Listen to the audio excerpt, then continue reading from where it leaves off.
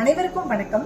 நான் முனைவர் ரா பாண்டீஸ்வரி, உதவி பேராசிரியை, நானோ அறிவியல் மற்றும் தொழில்நுட்பவியல் துறை, ஸ்ரீ ராமகிருஷ்ணா பொறியியல் கல்லூரி, கோவை. மாதம் புத்தக மதிப்புரை வழங்க வாய்ப்பை வழங்கும் வாகை பணுவல் மன்றத்துக்கும் வாகை தமிழ்ச் சங்கத்திற்கும் என் மனமார்ந்த நன்றியை நான் இந்த நேரத்தில் தெரிவித்துக் கொள்கிறேன். இந்த மாதம் புத்தக மதிப்புரையில் அவர்கள் பரிந்துரைத்த ஆசிரியர்கள் வே இறையன்பு அவர்கள், ஜெயகாந்தன் அவர்கள் மற்றும் எஸ் ராமகிருஷ்ணன் அவர்கள். இந்த புத்தக மதிப்புரை நிகழ்வில் கலந்து கொள்வதற்கு நான் ஆரம்பிக்கும் பொழுது என் மனதில் பலவிதமான குழப்பங்கள் இருந்தன. ஏனென்றால் இந்த 3 ஆசிரியர்களுமே எனது மனதிற்கு மிகவும் நெருக்கமானவர்கள், என்னை அதிக அளவு படிக்க தூண்டியவர்கள் என்று கூட சொல்லலாம். உதாரணமாக, நமக்கு ஒரு தட்டு நிறைய பலகாரங்கள் வைத்து இதில் எதை வேண்டுமானாலும் நீ எடுத்துக்கொள் என்று சொன்னால் ஒரு குழப்பமான மனநிலை வரும் அல்லவா? அந்த மாதிரியான ஒரு குழப்பமான மனநிலையில் தான் நான் இந்த மாத புத்தக மதிப்புரையை செய்கிறேன். ஏனென்றால் 3 ஆசிரியர்களுமே எனக்கு மிகவும் பிடித்தவர்கள். அந்த 3 பேரில் எனக்கு யாரை ரொம்ப அதிகமாக பிடிக்கும் என்று சொன்னால் எஸ் ராமகிருஷ்ணன் அவர்கள்.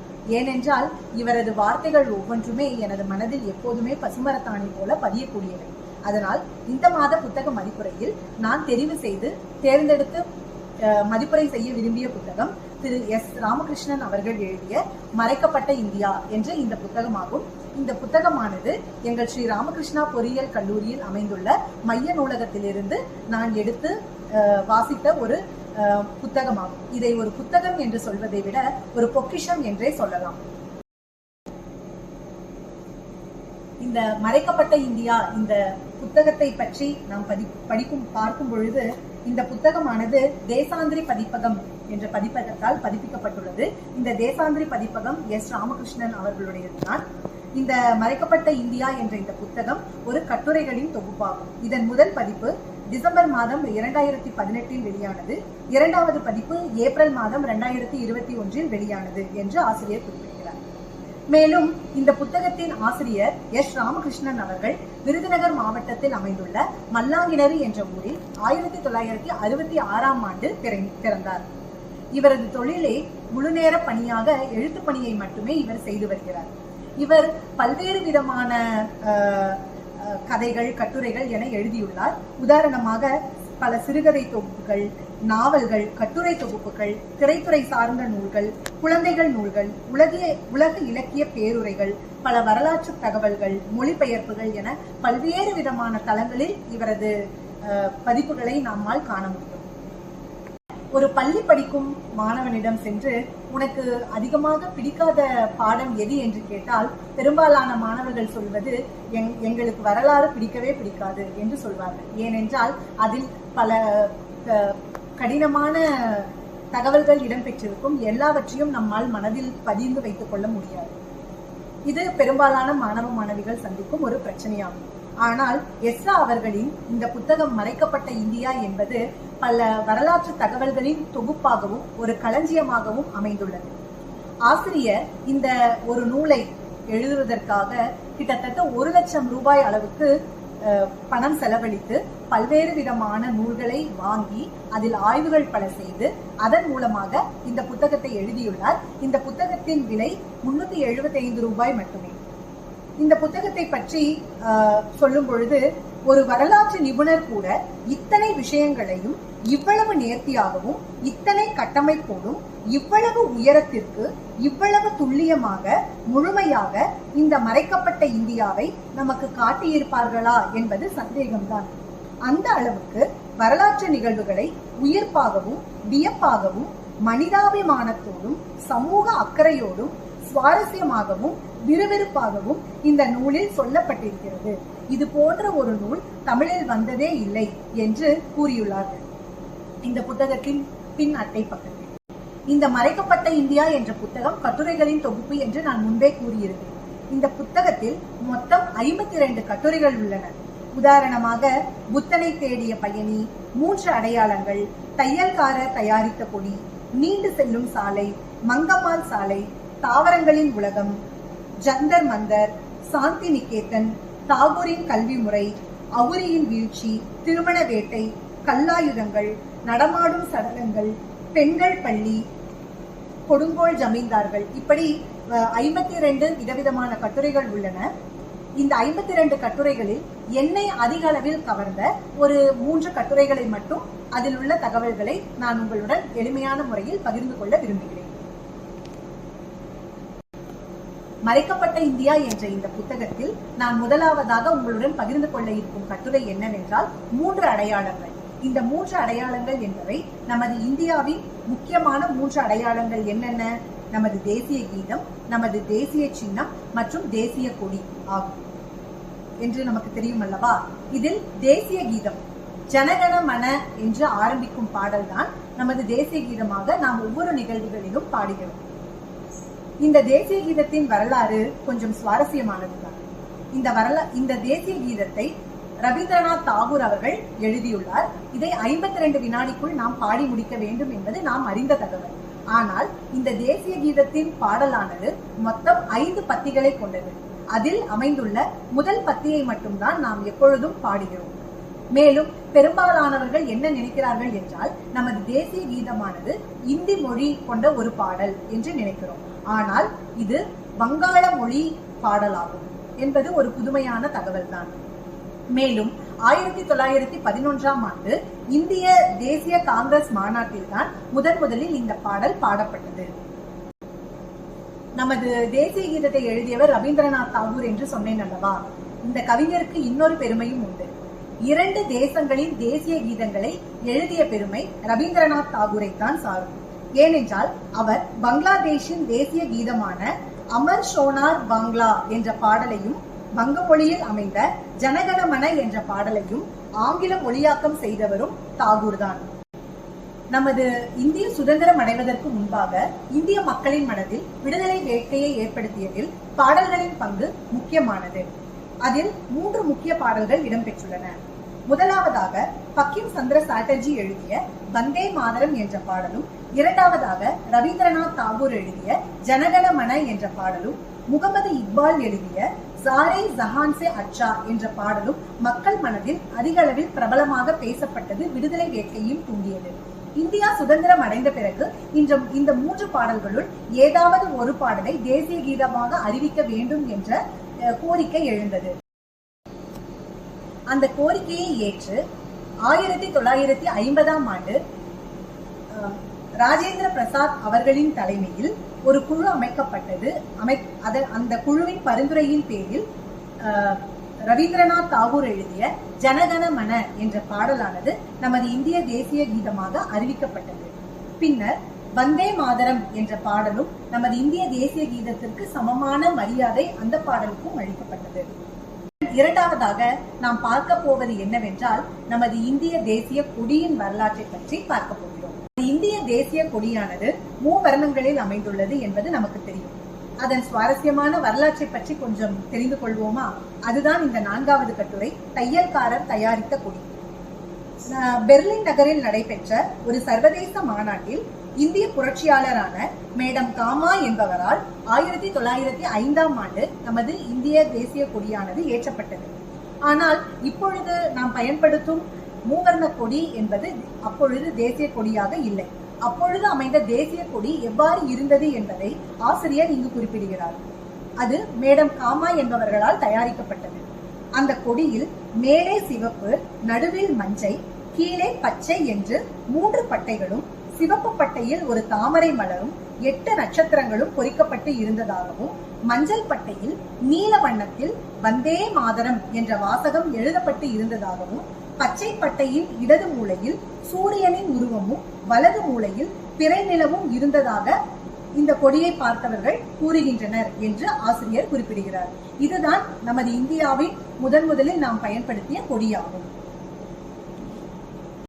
நமது இந்திய தேசிய கொடியை வடிவமைத்தவர் ஒரு தையல்காரர் என்று சொன்னால் உங்களால் நம்ப முடிகிறதா?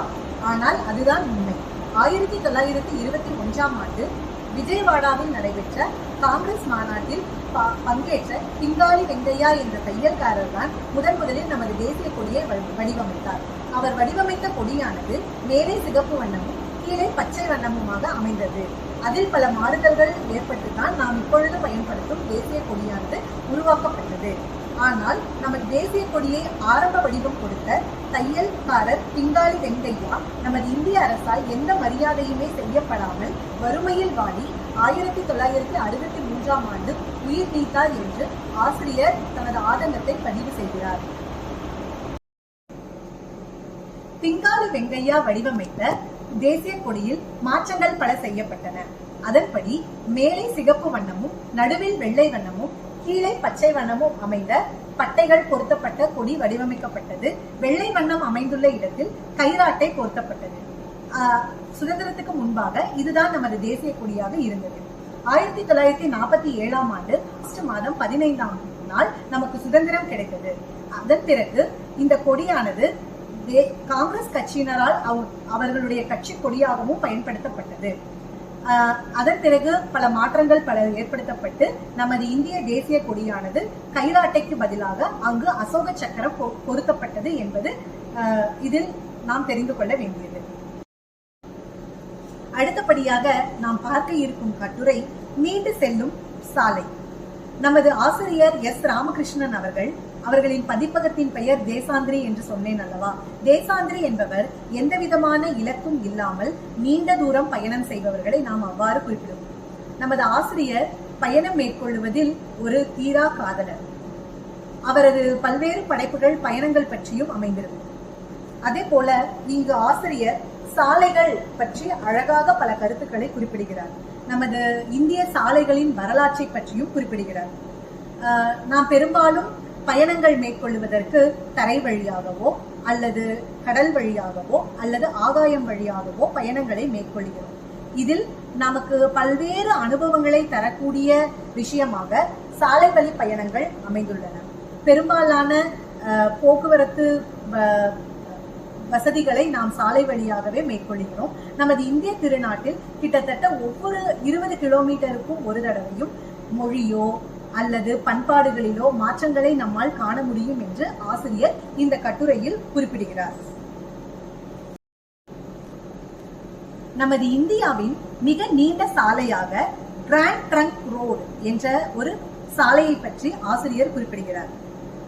மெகஸ்தனீஸ் என்பவர் இந்த கிராண்ட் ட்ரங்க் ரோடு என்று அழைக்கப்படும் சாலையை பற்றி பல்வேறு தகவல்களை தனது புத்தகத்தில் குறிப்பிட்டுள்ளதாகவும் ஆசிரியர் குறிப்பிடுகிறார். மெகஸ்தனீஸ் அவர்கள் 15 ஆண்டுகள் இந்தியாவில் தங்கி இந்தியாவில் பல்வேறு இடங்களில் பயணங்களை மேற்கொண்டு இந்த கிராண்ட் ட்ரங்க் பாதையை பற்றி குறிப்புகளை குறிப்பிட்டுள்ளார். இந்த கிராண்ட் ட்ரங்க் ரோடு என்பது புரஸ்பூர், ஹஸ்தினாபூர், கன்யாகுப்ஜா, பிரயாகை, பாடலிபுத்திரம், தாமிரலிப்டா மற்றும் தட்சசீலம் ஆகிய 7 நகரங்கள் இந்த சாலைகளின் வழியாக இணைக்கப்பட்டுள்ளதாகவும் ஆசிரியர் குறிப்பிடுகிறார். இந்த இந்திய சாலைகளில் பல்வேறு மாறுதல்கள் ஒவ்வொரு மன்னரின் ஆட்சி காலத்திலும் ஏற்பட்டு கொண்டே வந்தது. இறுதியாக பிரிட்டிஷ் படையினர் இந்த பாதையை தனது வசமாக்கி இதற்கு கிராண்ட் ட்ரங்க் சாலை என்று பெயர் சூட்டினார்கள். இந்த சாலையின் வழியாக பல்வேறு பயணங்கள், கல்விக்கான பயணங்கள், பொருட்களை ஒரு இடத்திலிருந்து இன்னொரு இடத்திற்கு எடுத்துக்கொண்டு போவதற்கான பயணங்கள், வணிக பயணங்கள் என்று பல்வேறு விதமான பயணங்கள் இந்த கிராண்ட் ட்ரங்க் பாதை வழியாக நடைபெற்றதாகவும் ஆசிரியர் குறிப்பிடுகிறார். அடுத்தபடியாக 8வது கட்டுரையாக அமைந்திருப்பது மங்கம்மாள் சாலை. எப்படி இந்தியாவில் கிராண்ட் ட்ரங்க் ரோடு என்பது மிக நீண்ட சாலையாக இருந்ததோ அதே போல தமிழகத்தில் அமைந்துள்ள மங்கம்மாள் சாலை என்பதும் மிக நீண்ட சாலையாக தமிழகத்தில் இருந்தது. இந்த சாலை பல்வேறு விதமான வரலாற்று கருத்துக்களையும் தகவல்களையும் உள்ளடக்கியதாக இருந்தது. இந்த சாலையை உருவாக்கியதில் ராணி மங்கம்மாள் அவர்கள் ஒரு முக்கிய பங்காற்றினார் என்று ஆசிரியர் குறிப்பிடுகிறார். இந்த சாலை வழியாக பயணங்களை மேற்கொள்ளும் பாதசாரிகளுக்கு தேவையான உணவு மற்றும் தண்ணீர் ஆகியவை கிடைப்பதற்காகவும் அவர்கள் தங்கி இளைப்பாறவும் மங்கம்மாள் சத்திரம் என்ற பல்வேறு விதமான சத்திரங்களை அமைத்திருந்ததாகவும் ஆசிரியர் இந்த கட்டுரையில் அழகாக குறிப்பிட்டுள்ளார். கன்னியாகுமரியையும் மதுரையையும் இணைக்கும் சாலையையே நாம் மங்கம்மாள் சாலை என்று அழைக்கிறோம். சாலையை மேம்படுத்துவதில் ராணி மங்கம்மாள் அவர்களின் பங்கு அளப்பரியது. அந்த காலத்தில் சாலையை உருவாக்குவதற்காக பல்வேறு ஊர்களை ஆக்கிரமிப்பு செய்வது என்பது முக்கியமான ஒன்றாகும். இதனால் பல்வேறு விதமான பிரச்சனைகள் ஏற்பட்டது. அதனை உள்ளூர் இனக்குல தலைவர்களை கொண்டு மங்கம்மாள் கட்டுப்படுத்தி இந்த மங்கம்மாள் சாலை என்பதை அமைத்தார் என்ற வரலாற்று தகவலையும் ஆசிரியர் இந்நூலில் குறிப்பிட்டுள்ளார். இந்த கட்டுரையில் இன்னொரு சுவாரஸ்யமான தகவல் என்ன தெரியுமா? ராணி மங்கம்மாள் அவர்கள் கோடை காலத்தில் இளைப்பாறுவதற்காக மதுரையில் ஒரு அரண்மனையை அமைத்தார். அந்த அரண்மனை தான் இன்று நாம் மதுரையில் பார்க்கும் காந்தி மியூசியமாக உள்ளது. அது உண்மையிலேயே மங்கம்மாளின் அரண்மனையாகும். மேலும் அதை ஒட்டி அமைந்துள்ள தமுக்கம் மைதானம் என்பதும் அந்த காலத்தில் யானைகளை போருக்கு அனுப்புவதற்கு முன்பாக கட்டி வைக்க பயன்படுத்தப்பட்ட இடமாக இருந்தது என்றது ஒரு சிறப்பு வாய்ந்த தகவலாக இந்த கட்டுரையில் இடம்பெற்றுள்ளது. ஆசிரியர் இந்த புத்தகத்தில் 49வது கட்டுரையாக குறிப்பிட்டுள்ளது ஜமீன்தார்கள் என்பது ஆகும். ஒரு நாட்டை ஒரு மன்னன் சிறப்பாக ஆட்சி செய்ய வேண்டும் என்றால் அந்த மன்னனுக்கு மக்களிடமிருந்து வரி வசூல் செய்து கொள்ளும் உரிமை உள்ளது. மன்னரே நேரடியாக சென்று வரி வசூல் செய்ய மாட்டார். அந்த வரியை வசூல் செய்வதற்காக ஜமீன்தார்களை நியமிப்பார். அந்த ஜமீன்தார்கள் மக்களிடம் வரி வசூல் செய்து அரசுக்கு கொடுப்பார்கள். அரசாங்கம் அதிலிருந்து ஒரு பங்கை அந்த ஜமீன்தாருக்கு கொடுக்கும். இதுதான் பொதுவான முறையாக இருந்தது. இதன் மூலம் ஜமீன்தார்கள் அதிக செல்வாக்கு மிக்கவர்களாகவும் மக்களை அதிக அளவில் கசக்கி பிழிந்து வரி வாங்குபவர்களாகவும் இருந்ததாக வரலாற்று தகவல்கள் பல குறிப்பிட. நமது தமிழ்நாட்டில் வரி வசூல் செய்யும் முறை முன்பே இருந்தது. தமிழகத்தில் வரி வசூல் செய்யும் முறை மிகவும் கெடுபிடியாகவும் இருந்தது என்பதை வரலாற்று ஆய்வாளர் சிவசுப்பிரமணியம் அவர்கள் தனது தமிழக சமூகத்தில் வரி என்ற கட்டுரையில் பல அரிய தகவல்களை கொடுத்துள்ளார். சோழர் கால கல்வெட்டுகள் சிலவற்றில் மண்கலம் உடைத்து வெண்கலம் எடுத்து என்ற தொடர் இடம்பெற்று இருக்கிறது. இந்த தொடர் சோழ பேரரசின் அலுவலர்கள் வரி வசூல் செய்வதில் மிகவும் கொடுமைக்காரர்களாக இருந்தார்கள் என்பதையே காட்டுகிறது. அதாவது ஒரு குடிமகனிடம் வரி வசூல் செய்ய அலுவலர்கள் செல்வார்கள். அந்த குடிமகன் வரி கொடுக்கவில்லை என்றால் அவன் வீட்டில் உள்ள மதிப்பு வாய்ந்த வெண்கல பொருட்களை எடுத்துக்கொண்டு வந்து விடுவார்கள். ஒருவேளை அவன் வீட்டில் அப்படி பொருட்கள் ஏதும் இல்லை என்றால் அவர்கள் அன்றாடம் பயன்படுத்தும் மண் பாத்திரங்களை உடைத்துவிட்டு வந்து விடுவார்கள் என்பதையே இந்த சொற்றொடர் குறிப்பிடுவதாக வரலாற்று ஆய்வாளர் எடுத்துரைக்கிறார் என்று நமது ஆசிரியர் ஒரு உபதகவலாக இந்த வரி வசூல் செய்யும் முறையை பற்றி குறிப்பிடுகிறார். இந்த புத்தகத்தில் என்னை கவர்ந்த ஒரு 3 கட்டுரைகளில் உள்ள சில தகவல்களை மட்டுமே நான் உங்களுடன் பகிர்ந்து கொண்டேன். இதை தவிர இந்த புத்தகத்தில் பல்லாயிரக்கணக்கான தகவல்கள், அதுவும் அரிய தகவல்கள் அமைந்துள்ளன. அதாவது நமது இந்திய சுதந்திரத்திற்கு முன்பாக நமது நாடு எவ்வாறு பின்தங்கி இருந்தது என்பதை பற்றியும் சமூக பொருளாதார பின்னடைவுகள் எவ்வாறு ஏற்பட்டன என்பதை பற்றியும் ஆசிரியர் குறிப்பிடுகிறார். மேலும் நமது பண்டைய இந்தியர்கள் எவ்வாறு அறிவார்ந்தவர்களாக வாழ்ந்தார்கள் என்பதையும் சில கட்டுரைகளில் எடுத்துரைக்கிறார். அதை தவிர நமது சுதந்திர போராட்ட தியாகிகள், நாம் அறிந்தவர்கள், நாம் அறியாமல் விட்டவர்கள் என பல்வேறு வகைப்பட்ட தலைவர்களை பற்றிய பல அரிய தகவல்களை இந்த புத்தகத்தில் தொகுத்தளித்துள்ளார் நமது ஆசிரியர் ராமகிருஷ்ணன் அவர்கள். இந்த புத்தகமானது வரலாற்றில் ஆய்வில் ஈடுபாடு கொண்டுள்ள வாசகர்கள் அனைவருமே படிக்க வேண்டிய ஒரு அரிய பொக்கிஷமாகும். இதனை நான் மிகுந்த மன மகிழ்ச்சியோடு உங்களுக்கு பரிந்துரை செய்கிறேன். இந்த ஜூலை மாத புத்தக மதிப்புரை நிகழ்வில் பங்கேற்க எனக்கு தொடர்ந்து வாய்ப்பை வழங்கி வரும் வாகை பணுவல் மன்றத்திற்கும் வாகை தமிழ் சங்கத்திற்கும் என் மனமார்ந்த நன்றியை தெரிவித்துக் கொள்கிறேன். மேலும் ஒவ்வொரு மாதமும் புத்தக மதிப்புரை வழங்க எனக்கு ஆக்கமும் ஊக்கமும் அளிக்கும் எங்கள் ஸ்ரீ ராமகிருஷ்ணா பொறியியல் கல்லூரியின் நிர்வாகம், இயக்குனர், முதல்வர் மற்றும் துணை முதல்வர், எங்கள் நானோ அறிவியல் மற்றும் தொழில்நுட்பவியல் துறை தலைவர் திரு மூர்த்தி பிச்சுமணி அவர்கள், என்னுடன் பணியாற்றும் ஆசிரியர்கள், எங்கள் ஆராய்ச்சி மாணவ மாணவிகள் அனைவருக்கும் இந்த நேரத்தில் எனது பணிவார்ந்த நன்றியை தெரிவித்துக் கொள்கிறேன். மேலும் தொடர்ந்து புத்தகம் வாசிக்க எனக்கு ஊக்கமளிக்கும் எங்கள் மைய நூலகத்தின் நூலகர் திருமதி விமலாதேவி அவர்கள், அம்மா அவர்களுக்கும் எனது மனமார்ந்த நன்றியை இந்த நேரத்தில் நான் தெரிவித்துக் கொள்கிறேன். மேலும் எனது குடும்ப உறுப்பினர்கள், நண்பர்கள், நலம் விரும்பிகள் அனைவருக்கும் எனது நன்றியை தெரிவித்துக் கொள்கிறேன். நல்ல நல்ல புத்தகங்கள் நூலகம் நிறைய இருக்கிறது. அதனால் வாசிப்போம், வளம் பெறுவோம். அனைவருக்கும் நன்றி.